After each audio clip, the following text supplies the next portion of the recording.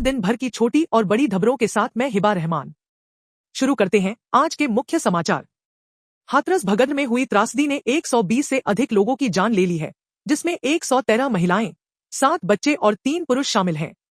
इस हादसे में अभी भी 31 लोग गंभीर हालत में जिंदगी और मौत की जंग लड़ रहे हैं।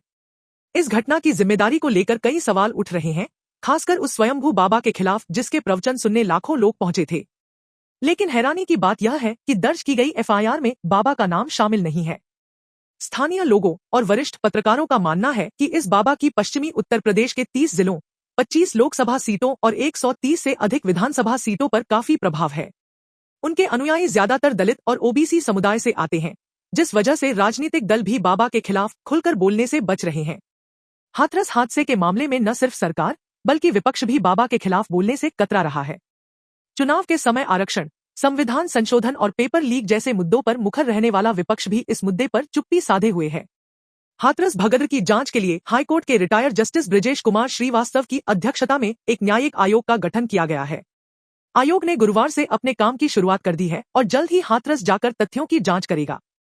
यह हादसा केवल एक त्रासदी नहीं है, बल्कि इसके पीछे की राजनीतिक जटिलताएं और सामाजिक दबाव भी उजागर करता है।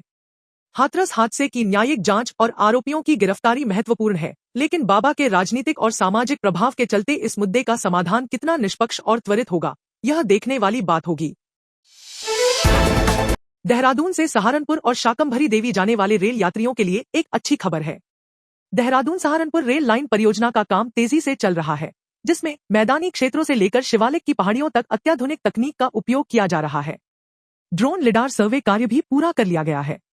पहले चरण में सहारनपुर से शाकंभरी देवी तक लगभग 40 किमी की रेल लाइन बिछाना तथा दूसरे चरण में शाकंभरी देवी से देहरादून के हर्रावाला तक 41 किमी लंबी लाइन बिछाना है। इस रेलमार्ग को शिवालिक की पहाड़ियों के बीच से बनाया जा रहा है, जिसमें 11 किलोमीटर लंबी टनल और 106 छोटे बड़े पुलों का निर्माण शामिल है। यह रेल लाइन क्षेत्रीय कनेक्टिविटी को सुधारने और यात्रा समय को कम करने में महत्वपूर्ण भूमिका निभाएगी। यह परियोजना न केवल यात्रियों के लिए सुविधा प्रदान करेगी, बल्कि क्षेत्रीय विकास में भी महत्वपूर्ण योगदान देगी। देहरादून और सहारनपुर के बीच की दूरी और यात्रा समय में कमी आने से लोगों की जीवन शैली में सकारात्मक बदलाव आने की संभावना है। सहारनपुर के नानौता में एक दुर्भाग्यपूर्ण घटना में एक व्यक्ति की जान चली गई। यमुनोत्री हाईवे पर स्थित निरंकारी सत्संग भवन के पास ट्रक के टायर में हवा भरते समय जोरदार धमाका हुआ, जिससे टायर फट गया। इस हादसे में ग्राम भसानी सलामपुर निवासी ट्रक हेल्पर आमिर की मौके पर ही मौत हो गई। घटना की सूचना मिलने के बाद नानौता पुलिस मौके पर पहुंची और शव का पंचनामा भरकर पोस्टमार्टम के लिए भेज दिया। पुलिस ने घटना की जांच भी शुरू कर दी है। हादसे से क्षेत्र में शोक की लहर दौड़ गई है और लोग इस घटना को लेकर स्तब्ध हैं।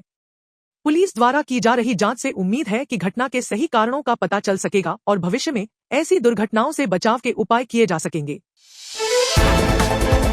दूसरी खबर, सहारनपुर के सदर बाजार थाना क्षेत्र में देर रात एक मुठभेड़ के दौरान पुलिस ने एक बदमाश को घायल अवस्था में गिरफ्तार कर लिया। इस मुठभेड़ में दोनों ओर से गोलियां चलीं, जिसमें थाना प्रभारी सूबे सिंह की टीम ने अपने बचाव के दौरान बदमाशों को धर दबोचा। पुलिस चेकिंग के दौरान बदमाशों से मुठभेड़ हो गई। इस दौरान पुलिस की गोली से एक बदमाश घायल हो गया, जबकि उसका साथी अंधेरे का फायदा उठाकर फरार हो गया।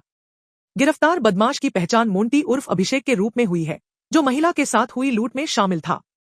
पुलिस के अनुसार गिरफ्तार बदमाश मोंटी एक शातिर अपराधी है और उसके खिलाफ जनपद के विभिन्न थानों में आधा दर्जन से अधिक मुकदमे दर्ज हैं। इस घटना से सहारनपुर पुलिस की तत्परता और अपराधियों के खिलाफ सख्त कार्रवाई की प्रतिबद्धता स्पष्ट होती है। पुलिस द्वारा की गई इस कार्रवाई से क्षेत्र में सुरक्षा का माहौल बना रहेगा और अपराधियों के मनोबल पर अंकुश लगेगा।